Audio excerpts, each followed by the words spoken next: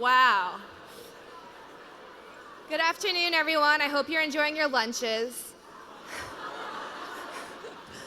Last month, I graduated from Dartmouth College, where I was involved in a number of green organizations promoting environmental sustainability on campus, in our community, and for our country. In February, 45 members of Dartmouth's green groups traveled to DC for PowerShift, where we were all incredibly inspired by Van Jones. Currently, the special advisor for green jobs at the White House, Van Jones has made tangible his dream for social and environmental justice.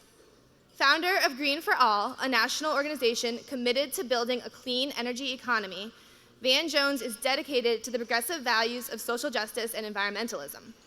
In his New York Times best-selling book, The Green Collar Economy, Van Jones eloquently argues that there is a single solution to both the climate and the economic crisis: an inclusive green economy. Boasting a long list of accomplishments and awards, including being named Time Magazine's Environmental Hero in 2008 and one of the world's 100 most influential people in 2009, media appearances, including a feature on the Colbert Report, and work as a board member of the National Apollo Alliance and One Sky, Van Jones is indeed an environmental hero, and at only 40, a role model for our generation. Van Jones is working hard to improve the world he will leave to his two sons. From his community organizing work in Oakland to his influence on national environmental policy, Van Jones is truly a force to be reckoned with and an advocate we would be lost without. It is a great honor to welcome Van Jones.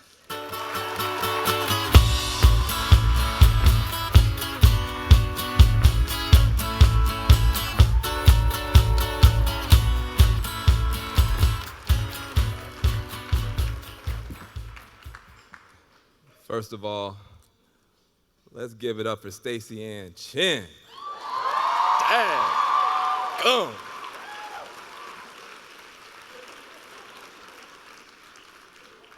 I ain't been scared to go after nobody, but I was back there trying to find a cab.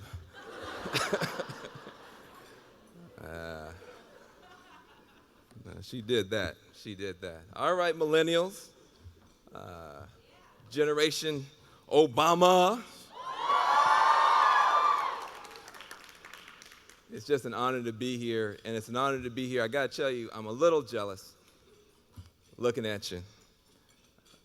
Your generation has already made history. Your generation has already changed the course of the country. And as best I can tell, looking at how many people here, y'all are just getting started. Am I right or wrong? You're the most diverse, technologically linked generation in history. You set off the spark, really, that propelled President Obama forward. It was your energy, your enthusiasm, your innovation that was able to get this candidate who literally nobody gave a chance to, propelled all the way into the White House. And you didn't just deal with it on the political side, you also changed the discussion on the policy side. I don't know how many of you guys were there. How many of you were present at PowerShift 2007? All right, y'all the OGs, y'all the vets. That was a long time ago, like a year and a half ago. How many of you remember when at PowerShift 2007, the young people came out and you said you wanted for the United States to commit to 80% reductions in carbon emissions by 2050. And that was considered way out there, completely impossible to even have a discussion about. 18 months ago, that's where you were. 2 weeks ago, that's where the House of Representatives of the United States was. You changed the conversation. And you're just getting started. And we need you to keep going. And let me tell you why. The president has an agenda that's really an agenda that's more about you than it is about himself. We have a president who actually cares about science, who actually listens to scientists, who actually understands that when 90% of the scientific community agrees on anything, That's a miracle. How many of you guys are science majors? A few? Yeah. Most of y'all are humanities, I know. Can't do math, I can't either, I understand. Yeah, but those of us who are the political science folks need to be putting more money. Political science folks, got a few of y'all? I'm shocked. But y'all need to put more money behind these scientists because we're going into an era where scientific breakthroughs and innovation is not only going to be critical for the American economy, it's going to be critical for the world's ecology. And when the scientists get together and they say, listen, global warming is real, you have to understand, scientists have no incentive to agree with each other, okay? You don't get a Nobel Prize for saying, I agree with what she said, right? Yeah, what they just said, I agree with that. Where's my prize? In the scientific community, you get a prize for disagreeing. That's all the incentive. You want to disprove the other's theories. So, of course, you'll never have 100% consensus. But when you have this kind of consensus within the scientific community, you've got to be very concerned. And if you had a child, and you took your child to a doctor, and the doctor said, your child is very sick. You need to follow my prescription so your child can get better. You said, well, I don't trust you. And you went and got a second opinion. And the second doctor, and the third doctor, and the fourth doctor, and the fifth doctor, and the sixth, seventh, eighth, ninth doctor all said the same thing. And only one doctor said, I don't know. And you said, I'm gonna go with that one. Right? You would be locked up, right? For child abuse, for neglecting your child. And this president has that same view. When the world scientists are telling us we have to act, he wants to act because he understands that there's a generation coming behind him. And he wants to make sure that you live in a world where the air is clean, where the water is clean, where the temperature and the weather is mild, where there are wind turbines turning and solar panels up and people are working, and America continues to lead the world in good ideas, in breakthrough technologies. That's the stand that he's taking. And yet there are people in this town who won't support him. There are people in this town who are afraid of the future, who are afraid to let the next wave of energy technologies come forward, who are afraid to let your generation have the tools and the training and the technology to make America the #1 leader in clean energy, and who hide behind all these different slogans. But when it comes down to it, this president needs your support to get through this door that has been closed in this country for so long. There is a door that's been closed, and the door is on innovation in energy. You ask yourself, if you look at the last 10 years in our country, we've had so much innovation, but not in our energy sector. We've had the innovation in our information sector. Why? Because we got in this country in the 90s the public investments right and the public rules right, so we could have an information revolution. The investment was in the internet. The internet wasn't created by Google. The internet, the groundwork was laid by government investment to make sure that we would never be in a situation where we only had one information tower in America. If it went down, we'd all be deaf, dumb, and blind. They created a dispersed system and invested in that. The investments were right. Then, under President Clinton and Al Gore, we got the rules right with the Telecommunications Act. And by getting the investments right and the rules right, we unleashed a tsunami of innovation. You can't even have a conversation in America anymore without saying these weird words like Twitter and YouTube and Google. 10 years ago, if somebody was walking around saying Twitter, YouTube, Google, they'd be locked up. Stuff didn't even exist 10 years ago, didn't exist 5 years ago. Some of you guys are using apps on your iPhones that didn't exist 2 weeks ago, right? And some of them are not, anyway. Don't show your mama. But that much innovation, and it continues to go forward. Why? There was leadership, The country stood together. We got the investments right. We got the rules right. And we lead the world now in information technology. What has been going on in our energy sector? In our energy sector, people have big ideas. You have big ideas. You know people who probably have a Google or a Yahoo or a YouTube for energy in their minds, in their garages. But they will never get to scale. Why? Because people with big lobbyists have been allowed to come to DC year after year and shut the door on people with big ideas. The people with the big lobbyists come up here and they write the rules. So the old status quo, dirty forms of energy, with no improvements and no ability to clean them up, get locked into place. And the people with big ideas get locked out and left out. Well, President Obama is tired of people with big lobbyists coming up here and holding down people with big ideas. He wants to unleash you to solve the problems of the future. That's your president. That's his commitment. That's your president.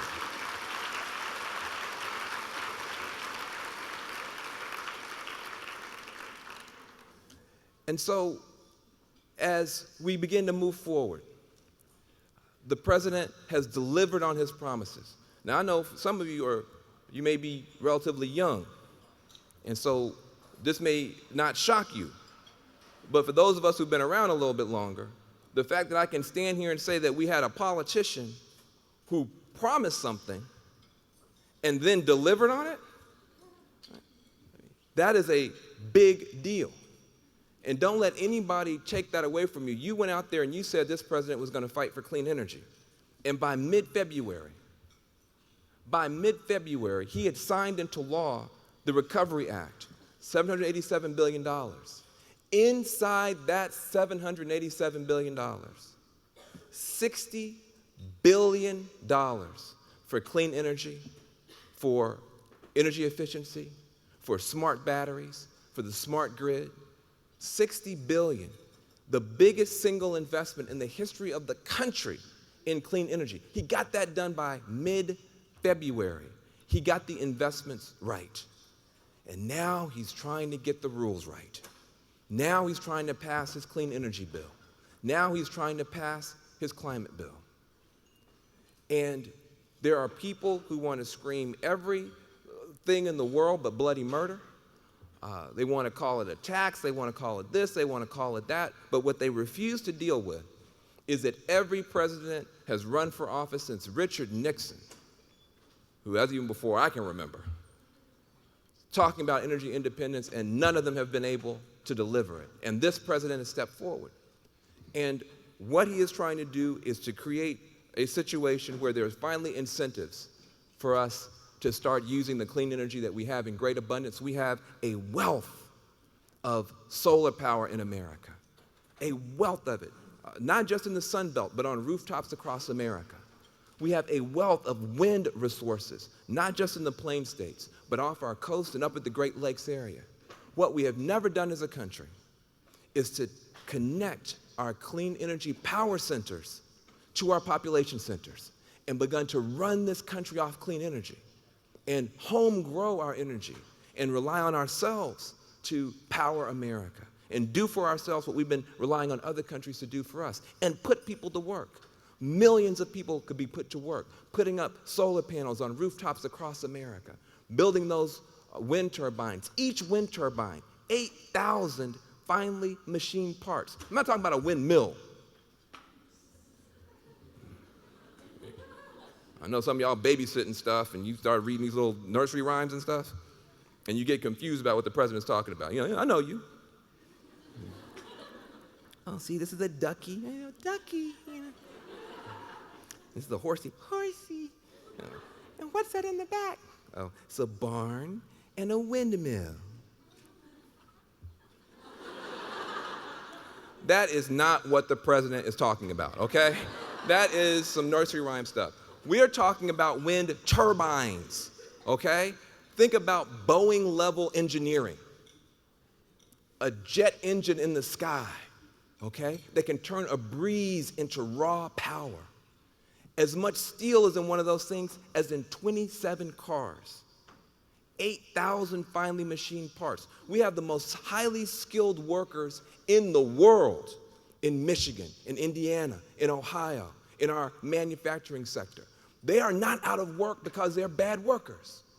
They're not the wrong workers with the wrong skills. They haven't been given the opportunity to make the right products. We have the right workers with the right skills. This president wants them to be able to make the right products. And the right products, if you want in your country the jobs of tomorrow, you've got to support this president in helping them to make the products of tomorrow. Advanced automobiles, advanced energy, smart batteries, wind turbines. That's his vision, to turn these rust belts all across America into green belts and let us become more energy independent, put people to work, cut our global warming pollution, take some asthma inhalers out of these little girls' and boys' pockets by cleaning up the air. That's what this president is standing for. And that's where they're opposing him. And they're trying to stop him from doing that. They're trying to stop him from taking America forward. And you look at Barack Obama, and I know you. I see you on YouTube. Whenever Barack Obama gives a speech, they always show some young people. And you know how y'all look?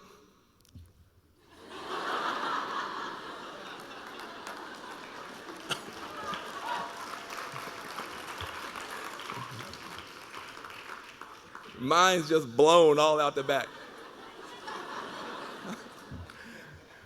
I like messing with you. Sometimes I say, what do you like about what he said? He said, huh? I say, what do you say? I don't know, but I'm inspired. I love him so, you know.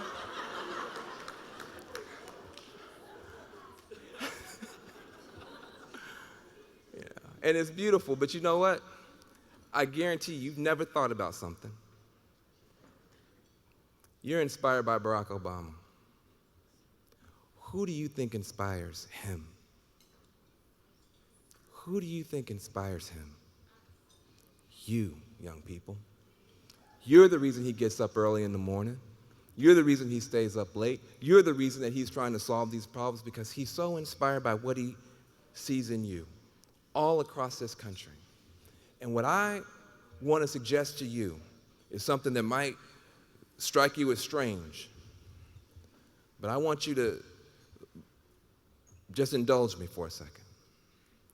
I want to suggest to you that as powerful as Barack Obama is as president, he's actually more powerful as precedent. As powerful as he is as president, he's actually more powerful as precedent for you, for a whole generation of potential Barack Obamas. This is not a rich man's child. He started off at the margin of the margin. People talk about, I want to be like Barack Obama, I'm going to go to Harvard Law School. Well, you should go if you want to go. But he wasn't born at Harvard Law School. He was overseas for a while. You want to be like him? Go overseas for a while and learn and help and bring some of that wisdom home. He went to the poorest of the poor, and he served with them, and he helped them, and he learned the wisdom of ordinary people. And then he went to Harvard Law School. This is the kind of leader that he is. Bottom up, top down, and inside out, he's trying to lead. He is powerful as president, but he is more powerful as precedent for a generation. We are relying on Barack Obama to get this clean energy revolution started so that America can lead the world in clean energy and environmental solutions. We're relying on him to get it started. But I guarantee you this, he's relying on you to get it done. Get it done, Generation Obama. Get it done. Thank you. Thank you.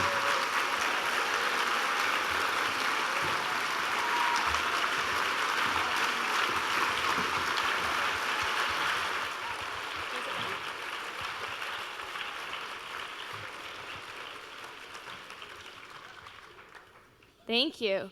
We now have some time for a few questions, so if you want to line up by the microphone or if you've Twittered some questions in, I'm going to be able to see those questions and read them out loud.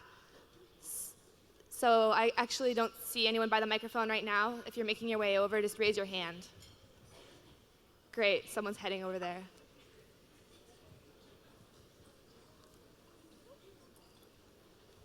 Hello. Hello. Hi. I'd like to thank you first for your talk and thank you for coming and speaking with us. What's your name, sister? My name is Charlene Carruthers. I'm originally from Chicago. My question for you is climate change issue is generally framed as more global and sometimes local, but what does it mean for social and economically disadvantaged communities? That's a great question. First of all, global warming, if you listen to our scientists and you watch how these things work, the negative parts of that will likely hit the poor nations and the poor neighborhoods first and worst. So when you're talking about all the negatives of global warming, if you care, you say, listen, I don't care about that global warming stuff. I care about poor people. I care about disadvantaged people. Well, who do you think is going to get hit first and worst if the waters start rising or the temperatures get wacky or we start getting all these diseases from tropical climates up here? Who is going to be least able to get out of harm's way? It's going to be poor people. So if you care about low-income people and social issues in this new century, what did we fight for in the last century with civil rights and that kind of stuff? Equal protection. Well, equal protection in an ecological age means equal protection from the downsides of global warming. People, I think, can understand that. But also, the fight was for equal opportunity. And as you begin to look at what we're going to have to do to repower America, to retrofit America, so that we waste less energy, so we home grow our own energy, you're talking about millions and millions of jobs. Everything that is good in the fight against global warming is a job. Solar panels don't put themselves up. Wind turbines don't manufacture themselves. Buildings don't retrofit and weatherize themselves. Every single thing that we're talking about that is good for the polar bears and good for calming down what we call cooling off the planet is also good for folks in the neighborhood and calming down the block by giving people jobs and contracts and careers and pathways out of poverty. And so we don't want the people who would be first and worst for the negatives of global warming to then be last and least for the positives of the solutions. So if you're concerned about social issues, you should be supporting the president's agenda to repower America and do it in a way that gives jobs and hope to everybody. Great. We have time for a few more questions. I'm going to take one from a text message right now. It says, what should the Senate change about the climate bill, the one that the House of Representatives just sent over to the Senate? Well, the process is ongoing. There's a lot of debate and discussion. I don't want to weigh in on that right now. I think it would be inappropriate. But I do encourage you to weigh in. There are better ideas probably in this room for ways to improve a whole lot of things we're doing in Washington, D.C. And I encourage you to speak out and speak up. Let's go to the microphone. Hi, I'm one of those weirdo science majors you talked about. Hooray, give her a round of applause. She's going to save the world. She's going to save the world. We need you. And I was just wondering, how much responsibility do you think that private investors and the private sector has to develop, green technology and improve the environment versus how much the government has as far as responsibility goes? When it's all said and done, you want to think about this as a train, and the government, the public side, is really the caboose, right? There's a lot we have to do to get the momentum moving, but the private sector is going to be the engine. See, we believe. Now, we have a difference of opinion possibly with our sisters and brothers in China. God bless them. They're putting $12 million an hour. I'll say that again. Our friends in China are putting $12 million an hour into renewable energy. They want to corner the market on solar and wind and smart batteries. And they believe they can do it with that sort of command and control way.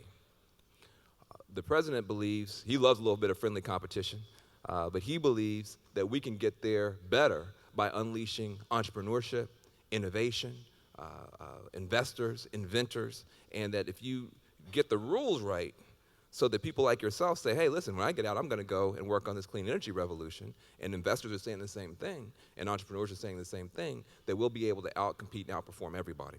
And so his vision is that government has an appropriate role. Government can be a partner to the problem solvers, you, rather than the problem makers, which is where the government has been all too often in the past, but you're going to solve the problem with the full support of your government and the wind at your back. We have time for one more question, so I'll let you at the microphone take it. Hi, my name is Ronald Verdugo. I'm from Los Angeles, California. I'm one of those political West science majors Side. that will hopefully be funding our scientists here. But That's good. essentially what my question is specifically, what are we doing through policy to move a lot of those people who are unemployed into this new green, job market essentially. So, what are we going to do to move those people, those car manufacturer workers, from Detroit into, this new green market? That's great. Well, we're again. You have a president who made a promise and who's keeping that promise. He appointed. You're from Los Angeles. He appointed, as you know, Hilda Solis. Show it to my high school. Exactly. Yeah, I look at all these smiles, man. He's like, we need we need some solar panels up here for all these smiles over here. Hilda Solis. I'm not gonna say it again. We call. I only got 20 more seconds. But he, as you know, appointed Hilda Solis, who's a great champion. Those of you who don't know her, a huge champion for justice and for opportunity for everybody, and for the environment, to be his Secretary of Labor and run the Labor Department. She was the person who championed the Green Jobs Act in 2007 that had within it, to your point, green pathways out of poverty, to make sure that training dollars got to low-income people, people of color, other disadvantaged people, to make sure that that this green wave could lift all boats. And he saw that passion that she had, made her Secretary of Labor, and then, your president, took that little Green Jobs Act that she passed and put $500 million behind it. And now Hilda Solis, one of the first things that she did, dedicated $50 million right away to help those auto workers become green workers. That is the kind of commitment that this administration has to making this an environmentalism for everybody, an energy agenda that can get work and wealth and health to everybody, bring us together, let us solve this problem. I appreciate your question. I will tell Hilda Solis that there were some folks here who had heard her name before. Thank you very much. Thank you.